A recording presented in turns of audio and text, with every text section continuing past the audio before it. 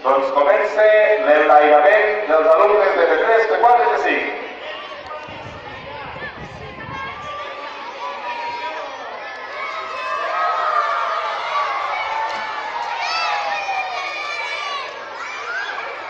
Enlairament dels alumnes de primer, segon i tercer.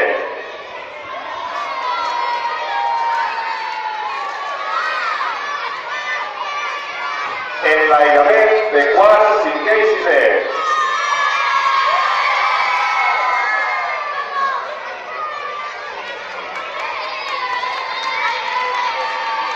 Moltes gràcies a tots i totes per haver participat.